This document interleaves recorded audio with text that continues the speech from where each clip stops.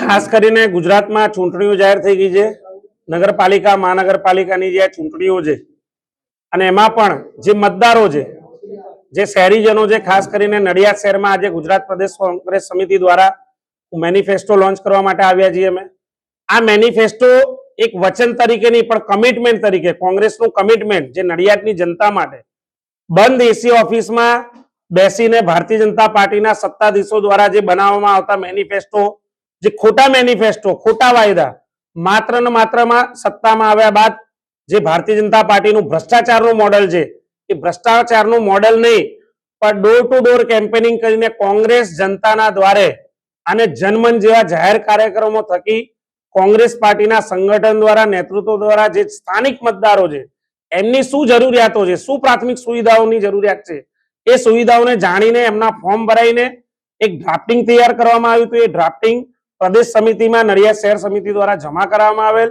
અને એ મુદ્દાઓનો વિષયોનો અભ્યાસ કરીને કોંગ્રેસ પાર્ટી નડિયાદ મહાનગરપાલિકામાં સત્તામાં આવે તો કયા પ્રકારનો મેનિફેસ્ટો હોવો જોઈએ જે જનતાને સુખાકારી માટે ફાયદો કરી શકે, પ્રાથમિક સુવિધાઓનું નિરાકરણ આવે, એ બાબતે અમે આજે મેનિફેસ્ટો લોન્ચ કર્યું છે નડિયાદ મહાનગરપાલિકા માટે.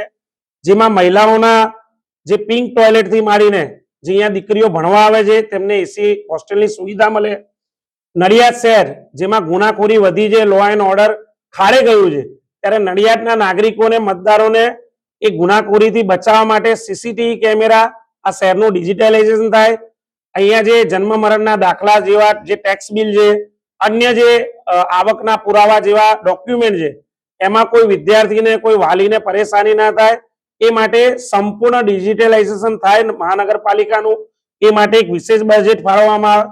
જે અહીંયાના સૂકા તળાવો છે, જે બાગ બગીચાઓ અત્યારે જે સૂકા છે, એનું સારી રીતે ડેવલપમેન્ટ થાય. નડિયાદ શહેરમાં જે આવેલા તળાવો છે, તળાવો 365 દિવસ ભરાય અને તેના દ્વારા જે એક્યુઆઈ ની ચિંતા છે, જે દિલ્હીમાં વાયુ પ્રદૂષણ ફેલાઈ રહ્યું છે, ઝેર ફેલાઈ રહ્યું છે, અને ત્યારબાદ આજે જે ગુજરાતમાં બી મોટા મોટા મહાનગરપાલિકામાં, શહેરોમાં જે આ પ્રદૂષણ ફેલાયું છે અને 200 કરતા વધારે જે એક્યુઆઈ ફેલાઈ રહ્યો છે, એ એક્યુઆઈ ને કંટ્રોલ કરવા માટે પણ અમે આ નડિયાદ શહેરના તળાવનો વિકાસ થાય, સુવિધાઓ વધે, અહીંયાનું શિક્ષણનું જે સ્તર છે, અહીંયાના બાળકોને સારું શિક્ષણનું સ્તર જળવાય, એ માટે માધ્યમિક અને ઉચ્ચતર માધ્યમિક અંગ્રેજી માધ્યમની શાળાઓ ખુલે, એ માટેનું પણ બજેટ ફળવાય, એવું કોંગ્રેસ પાર્ટીનું કમિટમેન્ટ છે.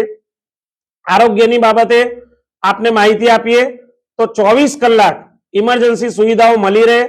ભારતીય જનતા પાર્ટીના આરોગ્યના જે પ્રાથમિક સુવિધા કેન્દ્રો છે એમાં સામાન્ય પેરાસિટેમોલ કે રેન્ટેક જેવી સામાન્ય દવાઓ નહીં પણ સારી એન્ટીબાયોટિક, જે જીવન રક્ષક દવાઓ, મોંઘી દવાઓ કહેવાય, એવા પણ અહીંયાના શહેરીજનોને, મતદારોને મળે.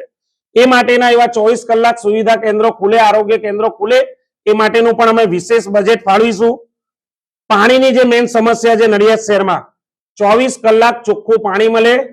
ભારતીય જનતા પાર્ટીની જેમ આરઓ પ્લાન્ટના બાને ખોટા વચનો, ઠાલા વચનો આપવાની બદલે અહીંયાના શહેરીજનોને ચોખ્ખું પાણી મળે, 24 કલાક મળે, એ બાબતે અમે ચિંતિત છીએ અને એ માટે અમે અમારી સત્તામાં આવીશું તો અમે એના માટેનું વિશેષ બજેટ ફાળવીશું.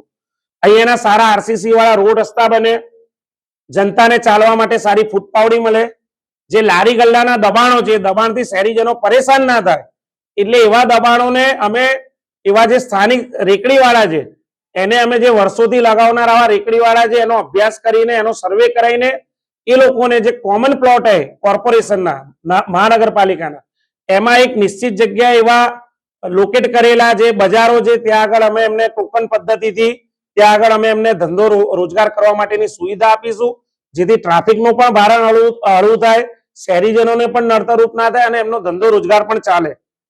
એ સિવાય જે યુવાનો અને જે અહીંયાના રોજગાર બાબતે ચિંતિત છે, જે નડિયાદના શહેરીજનો, સારા સ્કિલ ડેવલપમેન્ટના કાર્યક્રમો થાય અને જે સારા નવા જે નાના લઘુ ઉદ્યોગો છે એના માટેના તાલીમ કેન્દ્રો મહાનગરપાલિકા દ્વારા ખુલે, એ માટેની પણ બજેટની વિશેષ જોગવાઈ અમે જો સત્તામાં આવીશું તો કરીશું.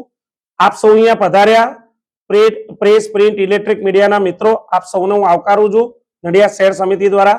આપ સૌનો ખૂબ ખૂબ આભાર. My school is one such future ready school where I understand each and every concept taught in the class and don't rote learn, where teachers don't just use books and blackboard to teach, but use new ways of teaching and learning, like audiovisual learning, activity-based learning, and group activities, which enhances my conceptual understanding. My school also teaches coding, which is an important 21st century skill.